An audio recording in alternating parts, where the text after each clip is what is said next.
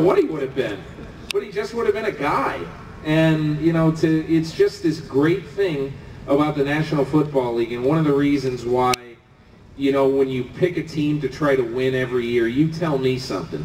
When Trent Green goes down, when Rodney Harrison caves in his knee in the last preseason game, and the Rams weren't even very good anyway, and they're going to play a guy who nobody's ever heard of, and they're going to go and do what they did, that's one of the things that's the reason why all you people love this game. That's the reason why every year when it's time to go on my training camp tour, I can't wait. I just wish I could go to all 32 teams. I mean, it's just so much fun because every team has a chance.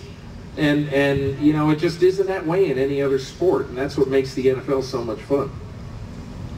All right, I want to change the subject, something totally different. Everybody up here on this panel has a Twitter handle. You're at Marvin Lewis Fund. Your community fund has one, dear. So maybe now you've just given it away that you never do it, but that's besides the point. Twitter is you know, this is the world we live in, social media. Clay Matthews is really good on Twitter too. Kurt's he really good on is. Twitter. And Kurt is excellent. Yeah, he is good on Kurt is excellent. He tells his life story. But Clay's got more followers than me. What's up with that, Kurt? You guys only been in the league for a couple of years. What's going on? Kurt and I recently went back and forth. She called me out, said I had more followers than him, Dion, and Marshall. You pay attention to this? Your number of followers, you guys? No, I don't do. Oh, yeah, right. I did then, yeah, because somebody hit me with one, so I hit him back. I was going to follow him, and then he had more followers, so I said, forget it. All right, so, but here's the deal. Is Twitter good, safe, whatever it is? And I ask from the coaching perspective, from the player perspective. We've seen a lot of controversy. I mean, Jay Cutler, the Bears quarterback, got injured in the NFC Championship game against you guys, against the Packers. I mean, the vitriol that came out against him because he sprained his MCL. You, Kurt, actually defended him. That's one example. Rashard Mendenhall of the Pittsburgh Steelers came out after Osama bin Laden was killed, and he had some things to say.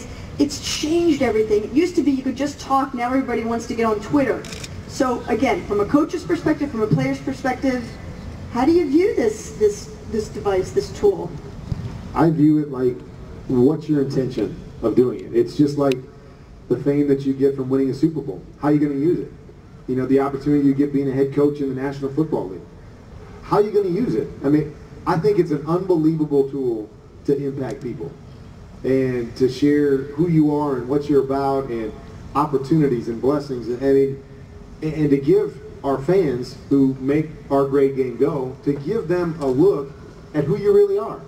You know, when you're behind a helmet, that's the one thing about the NFL that's different than all other sports, is that we're behind a helmet. You know, we're always behind a helmet. They don't get a chance to necessarily know who we are and see who we are. And for me, Twitter is an opportunity to show people my life.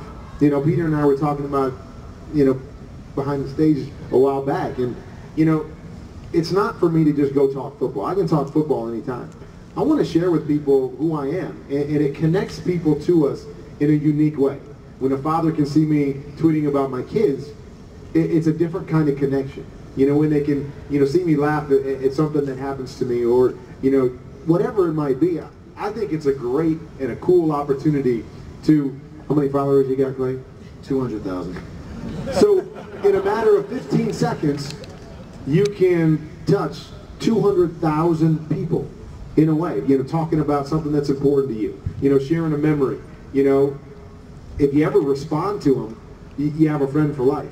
You know, I mean, I think it's an amazing tool, but it's like anything else, that if it's in the right hands, it can be powerful and used in a great way. If it's in the wrong hands and used the wrong way, it can hurt a lot of people. See,